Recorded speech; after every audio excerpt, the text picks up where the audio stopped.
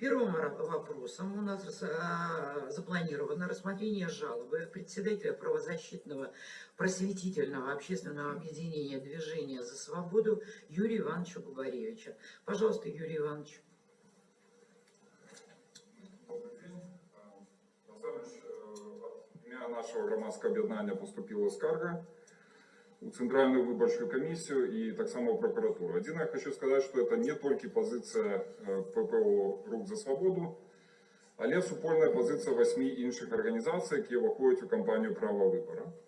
У своей заяве мы означаем, что уже початок выборчей кампании он ознаменовался порушеннями Виборчого кодексу, а в приватности звертаем увагу на постанову номер 13 і пункт 8 Центральної виборчої комісії, якою обмежовуються прави представників політичних партій, громадських об'єднань і працівних колективів присутнічати на посідженнях, супольних посідженнях керуючих органів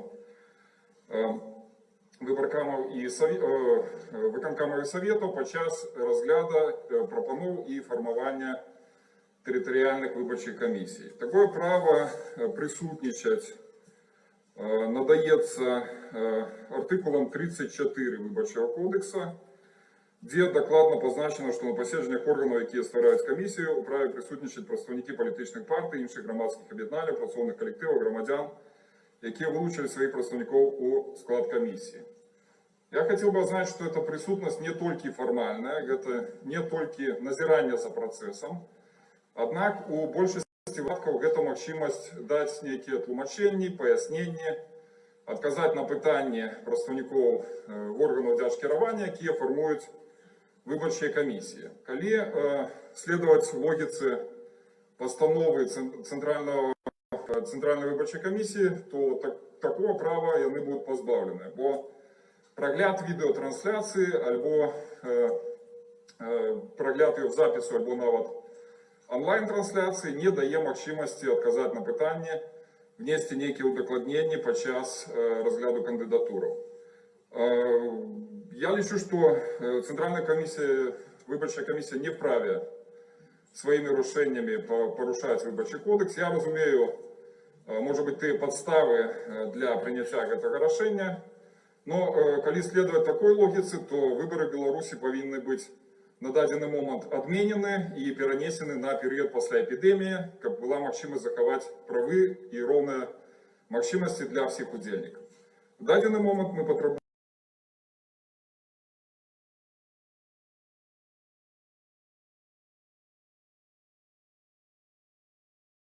положення, яке утримується в пункті 8 постановлення, і привести його у відповідність с Выборчим кодексом.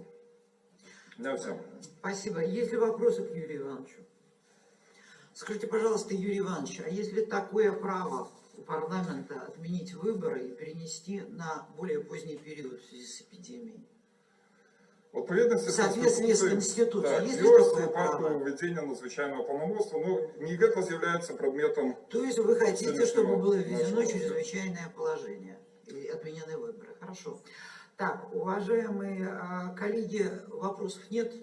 У меня есть вопросы. Ну, вот, коль выборы назначены, и вы же понимаете, что этот пункт 8 был принят в связи с эпидемиологическими условиями, вы как бы возражаете принципиально против того, чтобы какие-то меры во время выборов принимались для предотвращения распространения инфекции? Я лічу, що на першому місці повинна бути безпека наших громадян. І у ситуації, коли цю безпеку в рамках норм діючого законодавства забезпечити неможливо, то дадене мероприємство повинно бути перенесено. Нет. Прави громадян при этом не повинны порушаться. Вы сами сейчас сказали, что это предметом рассмотрения не является. Мы же говорим сейчас об этом постановлении как о данности, о том, что выборы уже идут и есть это постановление. Ну, и вы как бы осознаете, для чего оно принято, и я так понимаю, что вы возражаете. В даній ситуації ми возражаємо относно порушення Виборчого кодексу. Ось менавіто по этой. Хорошо, Юрий Иванович, присаживайтесь, пожалуйста. Вопросов уже нет больше? Нет. Так, по данному вопросу у нас готовилась секретарь Центральной комиссии Елена Николаевна Дмухайла, и она доложит, в общем-то, ту позицию, которая представляется от имени Центральной комиссии на рассмотрение вас, да, уважаемые коллеги. Я вот сразу забегая вперед, хочу сказать, что я буду вносить на рассмотрение члена Центральной комиссии предложение о том, чтобы внести изменения в этот пункт 8 постановления и предусмотреть в нем возможность проведения заседаний по формированию избирательных комиссий как с приглашением представителей политических партий, общественных объединений, трудовых коллективов и граждан, которые выдвинули представителей в составе комиссии, так и в том формате, который изначально был предложен в нашем постановлении, то есть в зависимости от тех условий, которые в регионе складываются. Это может быть видеотрансляция заседания, прямая трансляция или выкладывание записи. То есть это тоже останется. Значит, но почему мы это предлагаем? Почему я считаю, что значит, формат вот этот, который был предложен изначально, должен остаться? Ну, во-первых, как мы уже тоже неоднократно говорили, все понимают, почему этот пункт появился, для чего это принято. Значит, для того, чтобы все заинтересованные могли получать возможность увидеть, как идет заседание, предусмотрена трансляция. Значит, что касается части 5 статьи 34 Избирательного кодекса, на которую ссылается Юрий Иванович, которая говорит о праве присутствия представителей, о которых я говорила на заседаниях органа, значит, то, ну, во-первых, в заявлении было ошибочно указано, что нарушено право участвовать в заседании. Право участвовать им не предоставлено, предоставлено право присутствовать. Поэтому вот Юрий Иванович говорит о том, что им не дает возможности такой формат внести предложение и задать вопросы, но вообще-то это и не предусмотрено избирательным кодексом. По большому счету, вот это присутствие, оно так же, как и наблюдение, осуществляется. И если, допустим, те органы, которые проводят заседания, посчитают нужным, конечно, это они могут задать вопросы присутствующим, но не наоборот. Поэтому никаких вот этих прав, о которых вы говорите, у них нет, и нарушать тут нечего. Значит, по своей сути, часть 5 статьи 34 Избирательного кодекса, она развивает общие нормы частей 1 и 2 статьи 13 Избирательного кодекса, которую, я думаю, хорошо знаете, о том, что подготовка и проведение выборов осуществляются открыто и гласно. Целью присутствия на заседании у представителей субъектов, которые выдвинули кандидатуры в состав избирательных комиссий, это получение информации о ходе и результатах заседания, принятом решении, хотя бы для того, чтобы иметь возможность его обжаловать, если с ним не согласны. Значит, просмотр трансляции или видеозаписи, равно как и присутствие на заседаниях, в общем-то, дает им совершенно одинаковые возможности, но позволяет им наблюдать за ходом заседания, видеть обсуждение кандидатуры, знать о том, какое решение принято. То есть, по сути дела, объем получаемых сведений у них совершенно никак не меняется. И поэтому в этой части пункт 8 постановления номер 13 соответствует принципу гласности, открытости подготовки и проведения выборов. И право представителей субъектов, выдвинувших представителей в состав комиссии на получение информации, он никак не нарушает.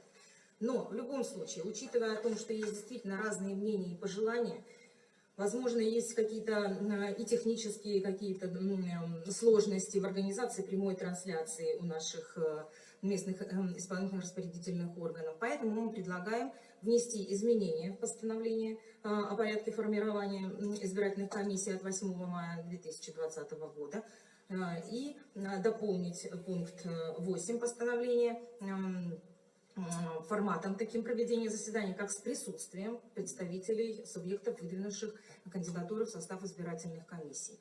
Я вношу это предложение на рассмотрение членов Центральной комиссии.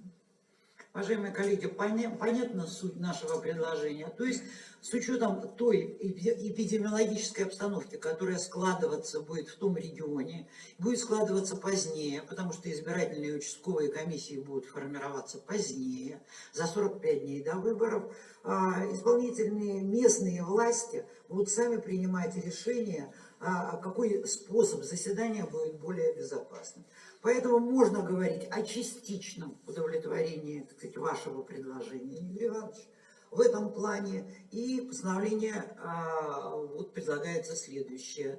Коллеги, есть ли замечания у вас к этой позиции? Нет? Кто за принятие постановления о внесении изменений в ранее принятое постановление Центральной комиссии о порядке проведения заседаний наших представительных и исполнительных органов по формированию избирательных комиссий, прошу проголосовать. Кто за? Постановление принято. Ну, как вы понимаете, Юрий Иванович, обжаловать это можно до бесконечности, но, так сказать, иного порядка, так сказать, Центральная комиссия уже вам не предложит. Итак, уважаемые коллеги, у нас... Нет, прошу прощения, мы ответ направим. Да, естественно. ответ направлен. Поскольку, как вы говорите, это 8 организаций, а не только вы один, поэтому, так сказать, ваши коллеги должны видеть. Ну, я думаю,